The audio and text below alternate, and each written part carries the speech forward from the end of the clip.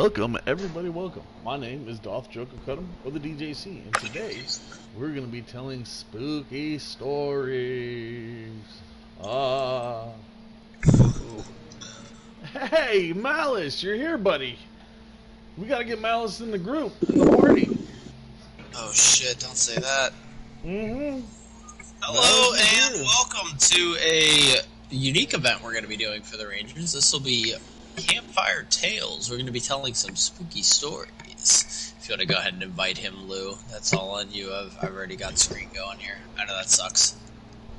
I don't know what you're talking about. I got a screen going too there, bud. Great. Well, I meant for Malice. I know, hold on, I'm doing. Alright, we'll wait a minute here, and then we'll get started with something small. I have a short poem that I'm gonna read. It'll be a spooky poem, and then we'll let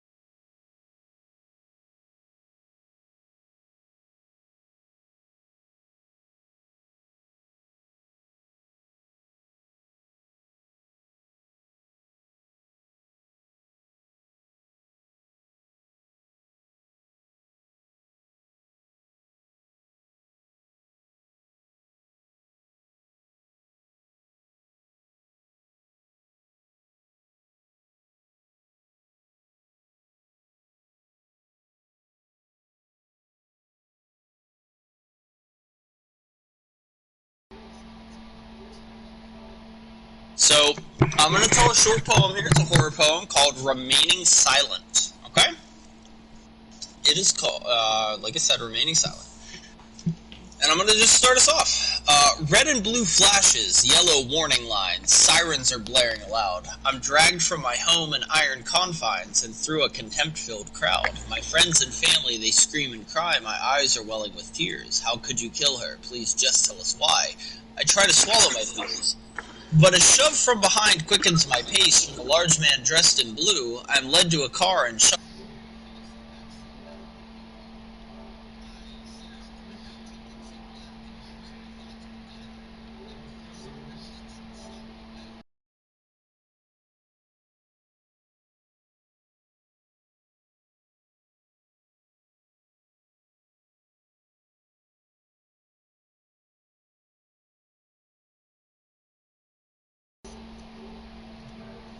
Me stumble several paces, laughed at my dazed reaction. I ran to her side, collapsed at the bed. Her blood, my tears, streamed rapid.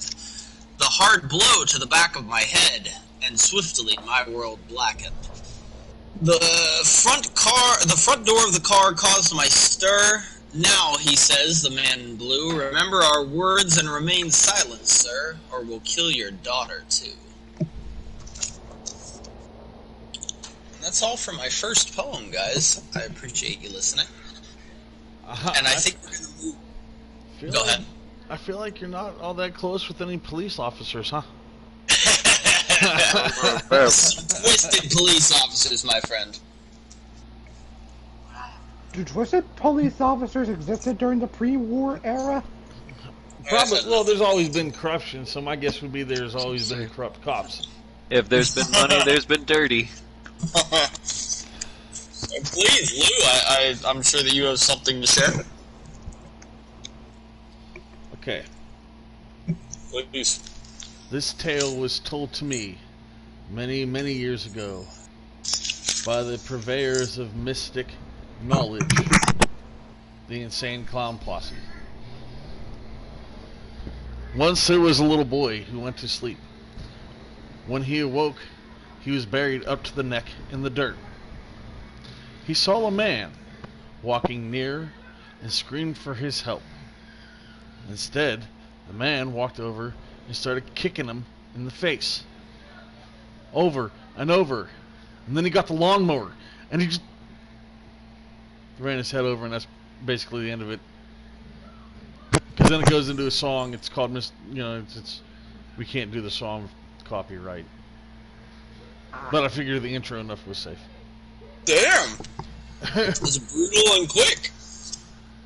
Yeah, kind of like Hell my yeah, love life. dude. Hey, horror nonetheless. I appreciate it. Say again, TJ. Short, sweet, to the slice. Yeah, to the slice it. Rip, did you have something to share before I share another poem here? You can go. Alright, bet. Alright, I have another one. It's called White Globe. It's another horror poem. I am ripped away from sleep to float amongst the inky black. Warmth be damned, saith the night, taut to close upon my back. My ears strain in search of sound, but hear no noise devoid of it. From my peripheral sight, my eyes spot that which does not fit. Suspended, an orb of white, high above me, dancing in air.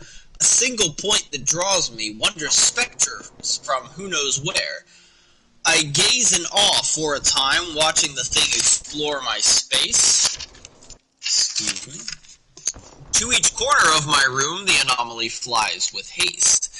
The sun begins peeking in, causing shadow to quickly thin. As the room is morning lit, reality soon settles in.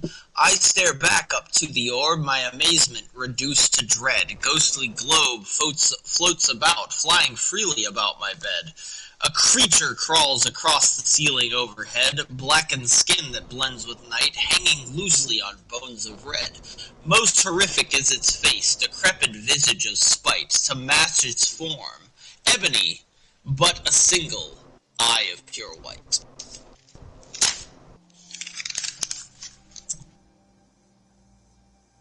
And that's it. I appreciate you. Thank you. Golf claps. Golf claps. Creature with a plain white eye, if it wasn't clear. I was trying to identify what the creature was. Yeah, it was just a creature crawling across the ceiling. He observes it as an orb dancing around his room at first, but it turns out it's the eye of some dreadful what's it. My last one is not a poem, but a story. So if anybody has anything else to share, I appreciate it before I tell a slightly longer thing. It'll probably take about 2 to 3 minutes. Did you want to end with that one? No, yes. If possible, I would like to end with my longer story here. I got a urban legend for where I grew up at. If you guys want to hear it. Please, that sounds terrific. All right, now I know that a lot of you guys have urban legends from where you grew up and where you live, and I know Green Man is not just secular to where I live. The Green Man normally is a guy that is green, obviously. But where I grew up, an old railroad tunnel that they fill with salt for the road services, and it's called Green Man Tunnel. The story changes, obviously, depending on what district and where you live, but back in, I would say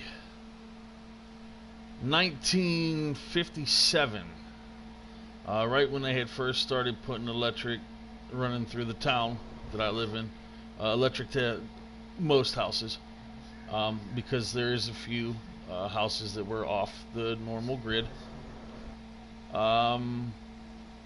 There was a gentleman who was called out to work on one of the power converters on a pole in the middle of the evening, middle of the night, rainy, it's miserable. Nobody really wants to be there, but this is the only guy they have to do it, so they call him out. He goes out. His name is Joe. Joe goes to the site. He's working on the converter, or the conjunction box on the top of the pole. It gets struck by lightning. He gets blown off the top of the pole. He falls into the water. While he's in the water, because the electricity had caused a sort of static, algae had kind of been sucked towards his skin. And, you know, if you've ever seen Star Wars, you know what the Emperor's face looks like after he tries to kill Mace Windu with the electric. So his face is all wrinkled and scarred, and with the green algae that had kind of come to his face and clung to the rest of his body, it made it to where he had turned green. And upon trying to go home, his wife had freaked out and tried to beat him with a frying pan and tried to kill him, so he ended up killing her in self-defense. But because he was green and couldn't live with the fact that he had killed his wife, he went back to where it all started and now lives in that tunnel where the salt is. I wish I was able to upload pictures, because I've been there many times to Green Man's Tunnel, and there is, honestly, an old fire circle inside the tunnel towards the back end, and there's a couple pots. Now, I don't know if this was ever done by, you know, kids that lived in the area, or I honestly don't believe somebody lives there, but, you know, it added to the story and the mystery, you know, growing up. And obviously, if the dude was in his, you know, late 20s, early 30s, in the 50s, he's probably not with us anymore, but, you know, legends never die. And I'm pretty sure that one or two of you guys has a story, something somewhat close to that, about someone in your town. But yeah, that is the urban legend of Green Man. Interesting. No, I've definitely never heard of Green Man. I wonder what Green Man tastes like. Probably like apple. I'm thinking either apple or, you know, that's, like the glowing meat. I feel like the glowing meat monsters in this game probably taste like sour green apples. So I kind of. TJ, did you have something to share? Sure, I can share something. Actually, you know what? TJ is wearing the face of Green Man. Spooky. No, you still can't kiss me. Stop asking. That's fine, my Jack. That's not what you said yesterday. Green Man. You know, after you had this couple drinks. Exactly. I'm sober now. We all regret things. TJ, anything you have to share, man? I'll share something called Heroes Humbled. So our heroes are an experienced group. They had just recently fought a intelligent adversary, which they are not used to doing. As they pick themselves up and lick their wounds, they continue onward to their MacGuffin, so to speak, to save the world. And a particularly talented member of the group goes on to scout ahead. And as they continue forward, their set of skills sets them far ahead of the group, having to wait back. Alone, she encounters some oddities, but chalked it up to coincidence. However, as she continues forward, she is attacked. And though she fights bravely and is attempting to regroup with her teammates, who could easily dispatch of this altogether, but by herself, she just does not have the strength. So during the scouting mission, she begins to fall from the mountain that she was climbing, and she falls, and chasing her the whole way. Okay. When she finally is within reach of her teammates, it is just slightly too late.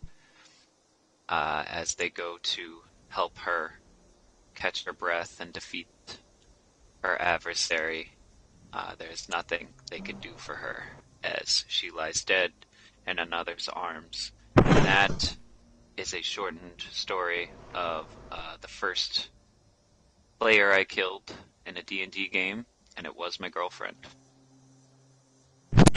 Oh, that's horrid, dude. That's horrible. That is awesome. That is not horrible. That is Very horrible. That is I've awesome. never had that. Very I want horrible. you as my DM from now on. You're the new DM. That's a brave move. I mean, like, especially as a DM, like, it's gotta be tough to kill somebody that, like, because that's a character. Like, that's a character who has existed in this plane for however fucking long, and they're just fucking gone. I didn't want to go into too much detail because I didn't want to make it what it was obviously about from the start. No, that was And awesome. I kind of look, as soon as you started telling the story, I'm like, oh, that sounds like D&D. Didn't even mean to say it, didn't even mean to think it, but that's what popped into my head. Rip, did you have something to share? No. Okay. Hey, Nutball. I have something to share. All right, Please, Nutball. Let's Nutball. get Nutball in here. Okay. Here's a Fallout take on a here's a Wasteland take of a pre-war poem. Okay. Let's do it. In the dark forest, there is a dark settlement. And within the dark settlement, there's a dark house. In the dark house, I stepped into a dark room. And when I stepped into a dark room, I've noticed there's a dark staircase. And in the dark staircase, I've entered the dark corridor. In the dark corridor, I noticed there's a dark door right in my right side. And in the dark door that is in my right side, there's also another dark room. And inside in another dark room, there's a dark box. I never got a chance to get to the dark box because there's a dark trap I've triggered, which acted like a bear trap. And right behind me within the dark, and someone was right behind me in a dark bear trap I stepped on. It was Pikmin, and until I realized I've entered into Pikmin's summer home.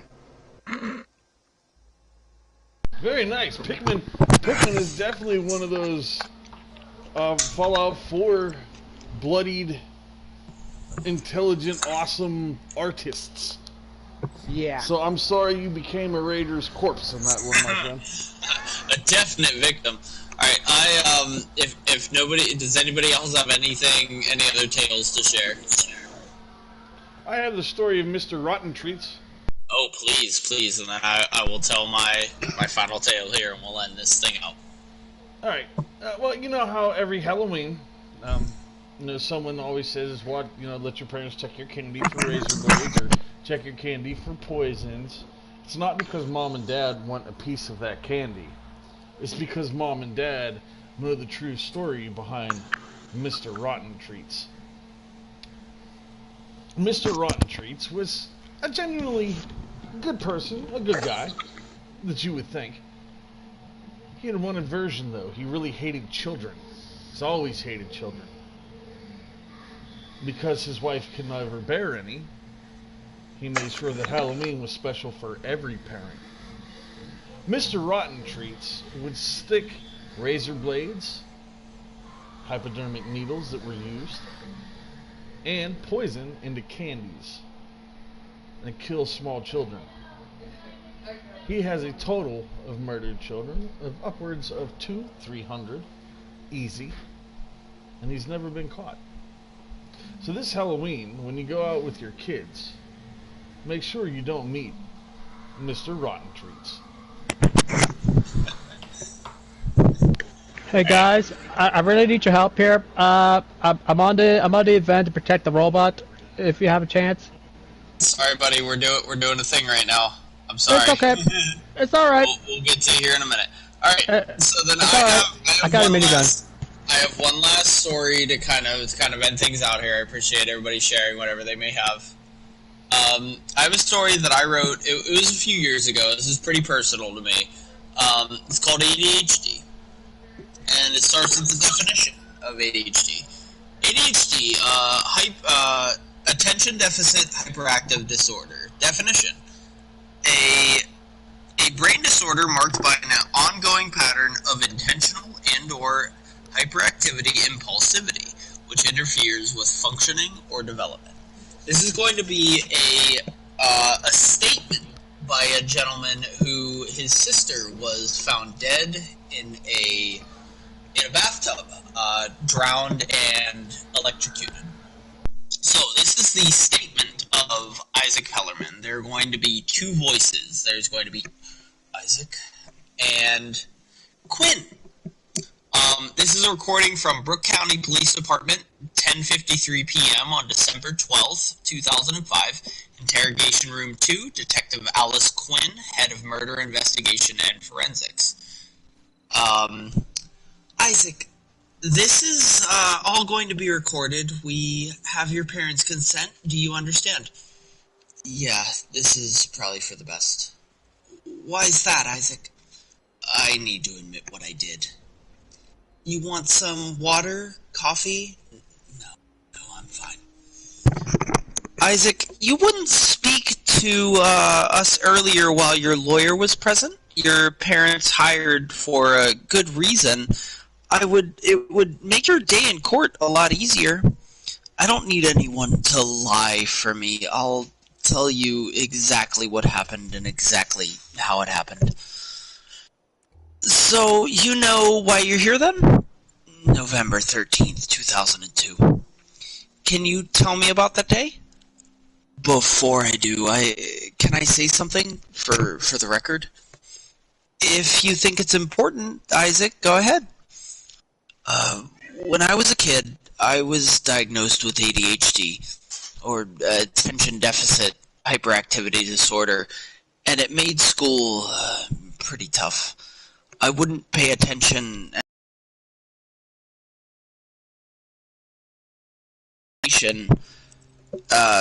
First it was Ritalin, then Adderall, then finally Concerta. What does this have to do with that night? Well, when I was off those meds, I would lose hours of my day. I could barely remember what I was doing 5 minutes ago, let alone that morning. Then why did you stop taking them, Isaac? It sounded like they helped. They helped. Everyone else. My teachers, my doctors, my parents said that I was better behaved, more attentive, a problem solver. Everyone could see this change except me. I didn't see them change except everybody else could. I just went through my day like everybody else, normal. Then that scared the hell out of me. I'd rather zone out on something unimportant than lose my identity to some pills. I understand, Isaac. Why don't you walk me through that day when you're ready? My parents left for dinner around 6:30, leaving me to babysit my little sister. Can you state your sister's name for the record, please? Elise Pellerman. Thank you. Please continue.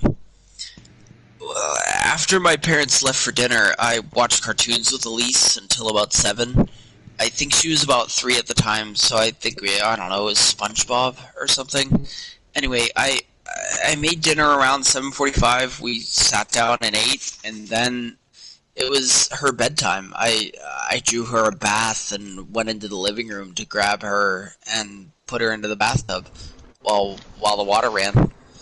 So, you left her in the bathtub while the water ran? Yeah. At any point, did Elise try to leave the tub? I'm not sure. I wasn't in the room. I put her TV on the floor of the bathroom so that she could watch her cartoons. Where did you go at this point, Isaac? I went to my room down the hall to play video games. What do you remember happening after that, Isaac? Remember, please, just be honest. Well, I think like 15 minutes or so went by. It was raining outside, so I can remember the sound on the side of the house, and suddenly the power goes out. I thought that the weather might have something to do with it. Is that when your parents came home? No, not for another 45 minutes or so. I got up and walked down the hall. The carpet outside of the bathroom was damp, and I could still hear the water running inside. So, without your meds, you had forgotten about Elise and the TV in the bathroom? That's about all. Oh, no. You've got it all wrong, ma'am. Pardon? I didn't mean to insult you, Isaac. It's not that. It was, before I dropped my meds, I opened that door and smiled. My plan had worked perfect. Elise was floating face down in the tub just like I had thought she would. Those pills made me a problem solver. It was the one thing I had liked about them. What problem were you solving, Isaac? Well, I didn't want to babysit that night. Problem solved. That's it. Let's talk about ADHD, my friend. Being a sufferer of ADHD myself, I do find myself more often than not forgetting what I'm doing or why I'm doing it. So it does happen. Like that's the medication. I don't take medication anymore, so unfortunately, I'm not solving problems like I used to. I mean, like they used to. So this story is pretty true to life to me. Not the fact that I accidentally murdered somebody or intentionally murdered. You used to have 2 sisters? Right. So I did actually start running the tub when I was 15, and I had went to play video games in the next room, and I forgot about the tub, and it flooded my dad's house. Like, I forgot about the tub, and it completely flooded his living room, and it flooded his basement. And, dude, it has stuck with me ever since. ADHD is such a serious thing, and it sounds like an excuse, but 100%, I forgot I was running a fucking bath. I was so enamored in my games that it ruined, thousands of dollars of my dad's shit. Yeah, no, I got... 1998, I was arrested for arson and was completely unintentional. At that time, I was on Adderall. I've never told anybody this either, so this is part of my minor record.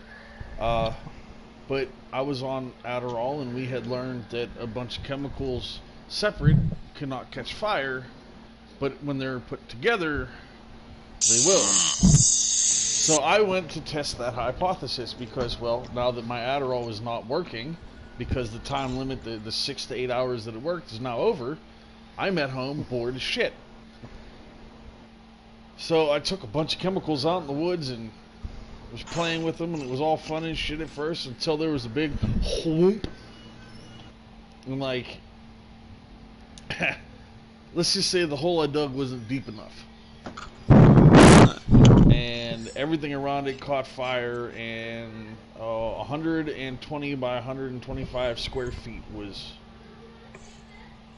Jesus. Yeah. Yeah, I feel you, man. Property damage can definitely happen, especially due to something like ADHD. You just forget about something or you fuck around. Right. Luckily, it was in the woods, so I didn't exactly burn anything that was somebody had owned. It was owned by the township that we lived in. Sure. But, I mean, it's still it wasn't intentional. It was just something that happened because the medication wasn't there, and I wasn't focused on something else. And I would say I've always been a fan of video games, but after that, I kind of really turned towards video games to keep myself out of trouble. That and boxing. I boxed for 13 years. Sure. So those two things are what really kept me from, causing more issues in my neighborhood. Yeah. It's I definitely appreciate everybody sharing anything that was important to them. I appreciate you guys listening to my stories, the 2 poems, and the single story that I've written. I'm already starting to write something a little more in depth that's going to take a little longer for the next Campfire Tales that we host. So thank you guys so much. I wish there were more here, but I definitely appreciate the 5 of us that were able to make it, and anybody that shared 6. something, please. Darth is 6. here. Oh, look at that motherfucker! There's Darth Malice. is here. Thank you sleeping so in the much.